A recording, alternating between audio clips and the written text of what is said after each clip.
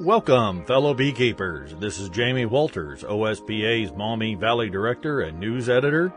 I'm pleased to announce OSBA's new live webinar training series.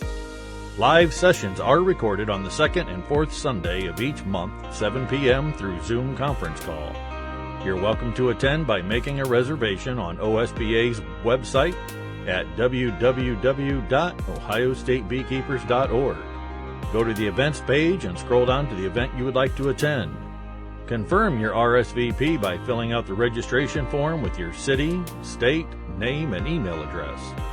Approximately 2 hours before the beginning of Sunday's webinar, an active Zoom link will be sent to your email address.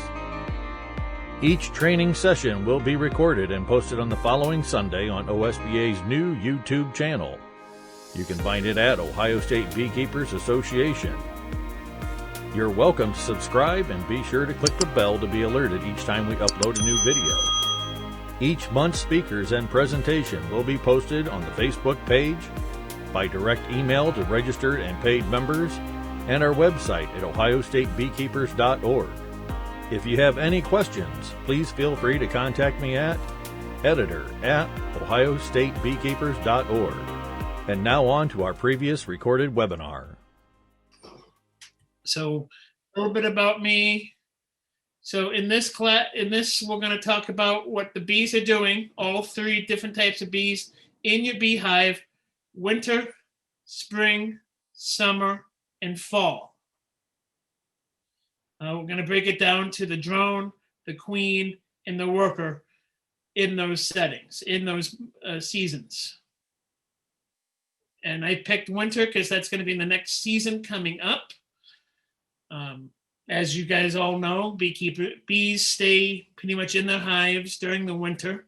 We're going to start off with the great male bee, the drone. And at this point in the winter, there's going to be no drones, I should say, no drones in your hives, because it's wanted to survive, and they really don't do anything. They don't protect. They don't really do anything for the hives. So they have all left during the fall, as I'll get into later.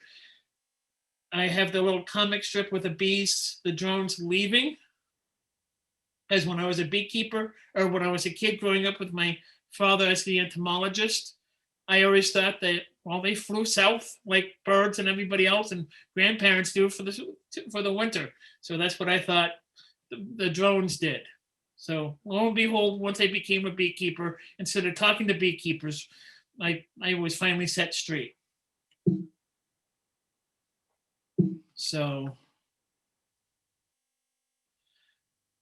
the queen, because there's not much to talk about drones. We're going to skip to the queen. The queen is going to be found most of the time in the winter in the cluster, in the middle of the cluster, right about in the middle, with all of her worker bees around, keeping her warm, keeping the colony warm, keeping the food and the eggs warm, but we'll get into that in a moment. Hang on. Hit the right button. Now the worker bees during the winter will stay clustered, as Kim Flodham says in his Backyard Beekeeper. If the temperature gets below 55 degrees, they'll cluster. And as the temperature drops, the cluster will get tighter and tighter, because they want to keep the colony and the young and the brood and all the other bees nice and warm during the temperature changes. During this time that they'll feed, they'll have the heater bee. Hang on, did I miss one? So on the slide on the left, down here where I have the cursor, it's selected on one bee. She's down in as a heater bee in the hive. It's 100. She's warming her body up to 106.4 degrees in that one frame, in that one cell of the frame. The picture over here on the right is a cluster of a swarm that left last year, beginning of the winter. And as you can see, just like a cluster in the hive, they're going to be surrounding the queen. So swarms are like the clustering during the winter time. The bees during warmer weather will start cleaning the hive and getting rid of the dead bees that have died and send them to the entrance. And you can see the one picture over here on the left is where they've all gathered the dead, and they've started a nice warm weather. They'll start bringing in pollen, so bringing more food supply. And as beekeepers, as we all know, sometimes we have to feed the bees. So they'll start going and eating the food that we give them if we decide to give them some food. So this, what just happened? This top right picture is the heater bees and a dead out, because, well, not all hives make it through the winter. So this is a picture of the dead out that I had one year, and the heater bees are down getting the rest of the food, and then just the remains of that one cluster. As I discussed earlier, as the temperatures outside drop, the cluster will get tighter and tighter and tighter. As this information chart describes, at 5 degrees Fahrenheit outside, the cluster is 36 centimeters. And then it gets tighter and tighter. And sometimes hives die because they can't get to their food, simply because their cluster is so tight that they can't get just even 2 centimeters away because the temperature is too cold for too long. And as Tom Seeley's putting it better than I did.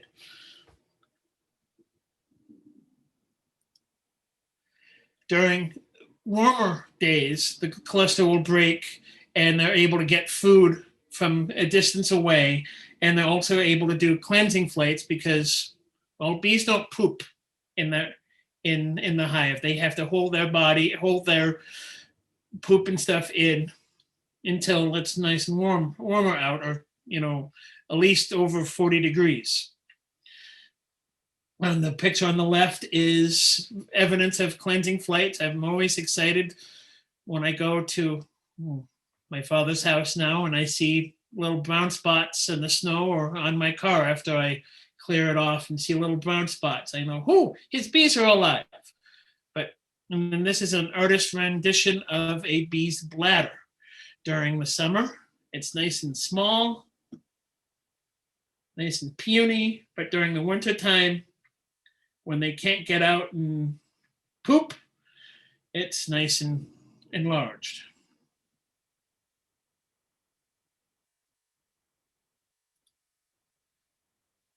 Honeybees, as part of their biological makeup, will want to swarm and always think of preparing to swarm no matter what the season is. So like I said earlier, the cluster is going to start down here, down here on the bottom left, in the fall, down at the bottom with all their food nearby. And then as the winter grows, hopefully they'll able to move up with the food if it's warm enough that they can move their cluster up. So the springtime, it's up here. Again, it kind of looks like the cluster that they have kind of looks like a swarm. And they want to make sure they have food and supplies all year round so they can, make sure that their population and their sisters can their mother can multiply and the colony can live on. Now we're going to switch to spring, only if seasons can go by that quickly, and have spring. This is a red maple. It's one of the earlier season plants that bees can get food from and get the population building again. Drones, we're going to go back to drones for the spring. They're finally coming back into the hive. She started laying probably the end of winter, depending on where you guys are, especially in Ohio. You guys have such a unique climate. You have the lower half of the state. It probably doesn't get a severe winter as the areas up near the Great Lakes and, Toledo and that part of the state, where they get maybe more snow and more severe winds. So their laying of the queens may be a little bit sooner, the workers drones may be a little bit sooner than the ones up north, and obviously better than here I am up in Michigan. Because you guys are having a nice little warmer weather than we had today with snow. Yay, snow. But here she's laid, the queen in this hive has laid, and they're going to build a lot of drones, especially as the spring keeps ramping up, so they can survive and make the colony survive and prepare for swarms and mate with other queens, because, well, that's the only thing the drones do, is sole purpose is to mate. So they really don't do anything in the hive besides eat, walk around, and probably get in the way of worker bees. We have the queen, the mother, the big mom of the hive. During the spring, she's going to ramp up more the egg laying. She's going to perhaps get replaced if the worker bees don't like how she's doing. Springtime is also a time for the swarms to happen. So this is when they'll start laying and have her lay eggs in the cell, the queen cups, and they'll make the queen cups into queen cells, as you can see here from my top bar hive last year. Obviously, you can see that this is starting to be a little bit too late for me to do too much, because there's not much signs of any queen laying around these wonderful developed queen cells. And then here's up one on the top of right. So they can be replaced. Could be a couple queens in the spring at this point in the hive, depending on how strong the hive is. Worker bees, the workaholics, the ones that do a lot of things in the hive. During the spring, they don't really need a cluster. They may cluster if the weather gets cold, especially in the evenings. They'll cluster, but it won't be as tight, hopefully, as the cold temperatures. But they'll start, nursing the young. They'll process the pollen and nectar coming in. They'll make wax. And here's the next photo that really shows different things that the bees are doing in the hive. You have, bottom left here is festooning, where the bees are linked into each other and making wax. That over here, and they're making wax and covering, making more cells and frames and covering and all. Oh, what just happened? Just lost something. You got nurse bees and caretaker bees taking care of the queen, making sure she's groomed. Her poop, obviously, she doesn't leave the hive, so when she poops, it needs to leave the hive, so they take care of that. You got the guard bees and sending out other pheromones that may need to happen during a typical spring. Guard bees, protecting intruders coming into the hive. And then this is just another example from another hive of what they're doing. Top bar hive from the window here on the right is them building wax out, because, well, that's what they need to build their home, their cells and frames on. And this is, bottom left is a frame that they've built. It's actually this one here, about a couple days later, where she's laid and they have honey and eggs, and she's filling it all in.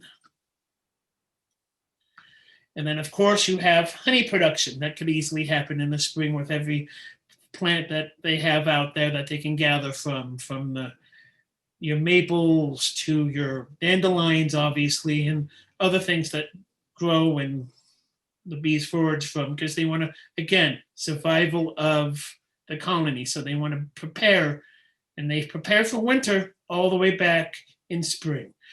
So they want to prepare and get that excess and that stored up honey and pollen for the survival of the colony. Now we jump to summer. And here's a picture of a basswood tree that used to be out front of Larry Connor's house, my father's house, a couple of years ago before the winter storms brought it down. A good honey producing plant there. The drones are still high in number during the summer, especially in the early on. So they're the worker bees are letting the queen lay a lot of drone cells, brood. So again, survival of the colony. Again, they're not doing anything in the hive because their sole purpose, again, is what? To mate with another queen from another hive. So they're just walking around, getting in the way of their sisters. You have the queen. Again, her sole purpose at this point is to lay eggs. She again could be replaced during the summer. So in that case, you're going to have a virgin queen walking around your hive for a little bit until she gets her mating flights in, and then that happens. During the time before the queen swarms, the hive swarms, she's going to start slowing down her production so she can be paired. They'll have her slow down the production. The worker bees will slow her production laying of eggs down so that she can prepare herself to swarm with them. And then here's bottom right is an emerging queen from a swarm cell. And this is from Diane Samataro's book. Just a brief history, a brief layout of what steps and jobs the young worker bees do as they mature in the hive, because they won't just fly out the first day that they're born. They have, more developing to do outside of the cell before they can, fly out and see the countryside. House bees, you got the undertakers that take care of the dead bees, clean out the dead parts of the bees from the cells if they decide that something's not doing well in the development of a bee. She'll take it out, taking care of the queen, cleaning of the hive, very important, so they can keep their hive nice and clean. Especially after, as beekeepers go in there and kind of mess it up, we can sometimes make it a mess, and so they have to put populace back up. They get to, recap cells that we may have uncapped by accidents. And again, you got all the things that the bees are in charge of. You got the nectar, you got brood, you got the larvae before it gets capped, where they have the royal jelly for the queen cells, and the excuse me for a moment, capping of the wax, bringing the food down closer to the brood boxes. And then this is just a snippet of what you could see when you open your hive as beekeepers during nice flow of the summer. The population of the hive does explode, which is needed to, again, survival of that colony and making sure everything is lasting and they can swarm and make more hives, because that's one thing that the bees are trained to do in their biology makeup, is swarming. So this is just, again, you got the bottom here. Let me get the right screen. But the bottom here is just opened hive with a frame of brood taken out. And you got nurse bees, and you got looks like one lonesome drone. Again, probably getting in the way of everybody around. I went backwards in time.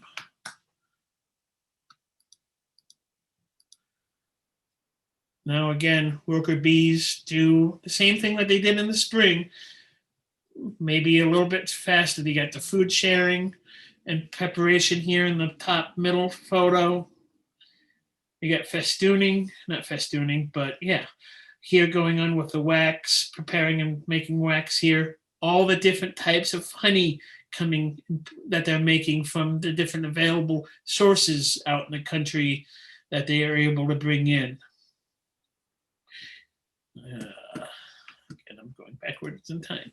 And then you have them bringing food in. So the pollen sacs here that they have to have somebody get off, and she needs to get off of her leg here.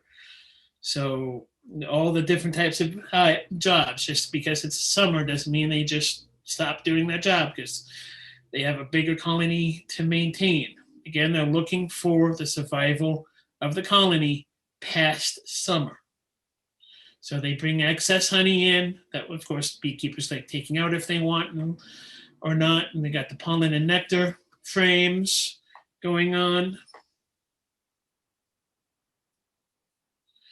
And again, this also happens in other hives, such as the top bar hive.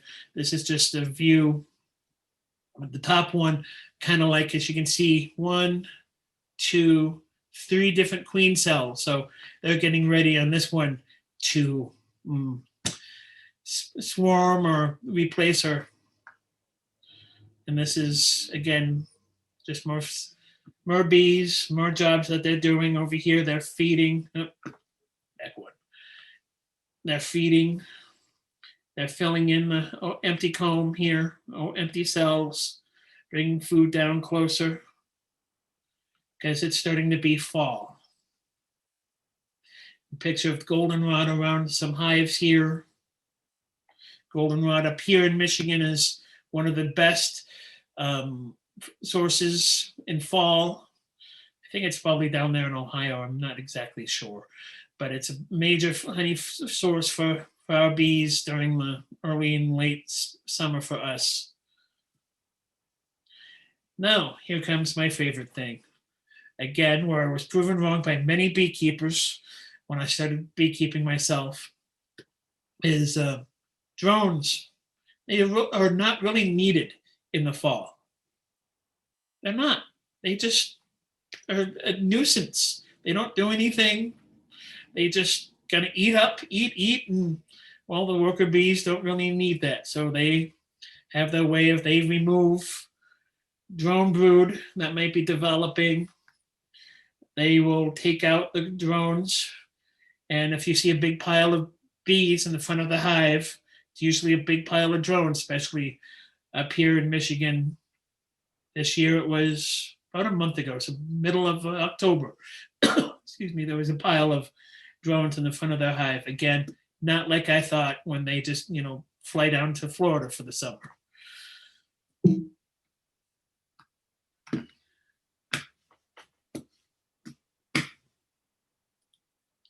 Here's another picture, kind of like this one, with the one worker bee here.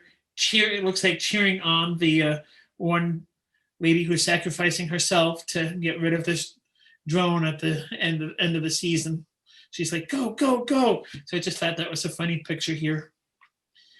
Now the queen during the fall and the preparation for fall, she's going to slowly be urged to stop laying because they don't need a whole bunch of young bees during the late fall to have to feed. They're going to need a lot of bees, so that's why they have the buildup in August and early September to get them through the winter, or get them through halfway through the winter so other bees can take over. But it's a kind of a difficult time for them to get more food. So they have limited food supply. So she's going to slowly slowly decrease her population or her egg laying at this point. Obviously, no more drone eggs being laid, to the point that in probably northern Ohio, maybe not so much southern Ohio, like in Michigan, where she'll stop laying completely about this time, about Halloween to about this time, she won't be laying any more eggs. And again, this is a picture. The swarm here happened to me on the 15th of October from that top bar hive that you saw them preparing. She's in the middle. Again, another cluster, but this is a swarm where they're protecting her here in the middle. No, I did not end up getting this. This was about 20 feet up in the air. So I kind of just waved at him saying goodbye. So, yeah, sad moment. This picture is two queen bees, one taken in the spring and one taken late summer, early fall, and just noticed their slight size difference. and how one has been laying a lot and starting to prepare laying, the other one slowly, her body's gotten a little smaller because she's not laying as much, and the bees are starting to backfill here on the right. Because the drones, or the worker bees, I should say, not the drones, the worker bees are going to be bringing food down from the top or from the sides to the middle to where they're going to be clustering. So they're going to be backfilling. As soon as the bee comes out, they start backfilling, like you can see here on the left. This photo on the left, they're backfilling. Sorry, it's a little out of focus. I was more worried about getting a picture of the backfilling than getting the bees in focus.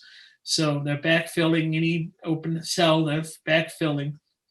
And this is a picture of hives with thermal imaging to see how hot the cluster is when it gets, again, below 55 degrees. They'll start clustering, maybe not tight, maybe a football size, maybe a little bit smaller than a football, depending on the temperature outside. And another known beekeeper, the queen, like I said, the queen, at least up here in Michigan and other places in the north, she'll stop laying. Beekeepers, even though this is not said by Dewey, beekeepers should not use this as their brood break and helps in terms of treating for mites and everything, because, well, it's going to be happening in a time that you can't really do too much in the hive up here in the north. But again, they're backfilling, they're filling in. Wherever the bees are emerging, they're backfilling in, preparing for the winter months. So that concludes my talk for tonight. Thank you again for bearing with me getting this all set up for my first actual hosting of a webinar, of a Zoom meeting. It's kind of different. I'm kind of a people person, so I like talking and seeing people versus doing this over the computer. I've been talking with my hands during all this, so you guys probably can't see that. So it's kind of difficult for me. So because of that, my father's in the other room as the entomologist and the owner of this publishing business. He's going to kill me when I say this, but because of you guys willing to put up with me and have me as a speaker, I am doing a special sale on books. There's my email address there. If you go to Wicwas Press, if there's a book that you see that you like, let us know and we can give you, if it's a Wicwas Press title, 40% off of 2. If you get more than 4, it's even going to be more than that off. So thank you again for putting up with me and my different ability to do a Zoom meeting and a Zoom presentation. It's kind of different. Does anybody have any questions for Mr. Andrew? You can put it in the group chat.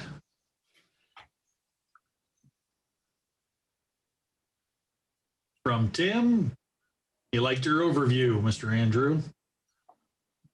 Thank you, Tim. Thank you, thank you. A question from Dwayne and Tammy. What temperature should we take extra precautions to guard our bees against the cold? I usually do it around 50 degrees because, especially in a wind, on my hives, I have a windbreak up because, well, we have Lake Michigan about 20 miles away, so we get wonderful lake effect. So if you can have a windbreak, that's great. The temperature would be, I'm going to say 50, depending on the size of your hive. Bigger colonies will have a lot more hot bees to do. I do wrap my bees in roof paper and do the hay on top to help with the moisture content. And then, like I said, so hopefully that answers your question. If not, let me know. Got a question from Tim. Say you have a hive that you think is light on perhaps honey and pollen. What are your thoughts on supplementing, and how in Ohio does the winters affect that? Jamie, I'm going to turn that over to you since you're an Ohio beekeeper. If it's light on pollen or honey as an inspector and as a beekeeper, that's when we put in winter patties, not pollen, but winter patties, because it's less than probably 2.3%. So if you're putting in winter patties, then you can put in sugar blocks. You can do a mountain camp with dry sugar. That's when we start putting in other things like that as an insurance policy. So if they run out, you cannot feed a colony. I've done this over and over with taking bees to Tennessee. You cannot feed them all junk food. So you have to have some kind of pollen or some kind of honey, and then offset that with a little bit of the junk food or stuff that we consider good for them. From Beth, thank you so much for the presentation. Thank you, Beth. You're welcome. And from CK, he says, nice job. That was the most challenging. What was the most challenging problem you had this year? We all want to learn from other beekeepers. My most challenging, wanting to spend more time out there with my bees than being stuck in my office at home working, simply because I'm a people person. And Michigan, we were shut down until middle of July, and now we're shut down again for my office. So I just wanted to be out of my hive instead of in my room on a computer. So, but seriously, the most challenging thing was, I don't know if you noticed on one of my pictures of my hives, I have a cornfield behind one of my out apiaries, and the owner of the site property decided to change it over from just a wild hay field that did no chemical treatment, no nothing, to telling me 2 days before he was going to treat for hay and put chemicals down for corn and killing all the weeds and everything, that I needed to do something. So that was my most challenging. So, and of course, every time I go out there, there's something new that I learn because, well, as a beekeeper, bees keep on telling us something every time they go out or we go out to see them. So all right, I got a question. Private message. Could you go back one slide? They wanted to look at the Wicwas and the different books. Yep. And there's more books than that on our website. Wicwas. And I'll let you answer this, Andrew. What is a winter patty? Basically candy plus powdered sugar or what? Winter patty for me is sugar, maybe some honeybee healthy mixed in. I use some vinegar so it doesn't go, the block doesn't go bad during the winter so quickly. To me, that's my version of a winter patty. And it has a little bit of pollen in it, dry pollen, but it's only at maybe 2%. Brenda is asking, it was 50 degrees today. I cracked open my top board for 5 seconds to put on a temperature and humidity sensor. Bees covered the top of the frames. Does this mean they are going to cluster in the top box of the 2 deeps? My experience, if it's up there now, especially if I feed them now, yes, they're going to stay up there. They're going to see the food source there, and they won't go back down.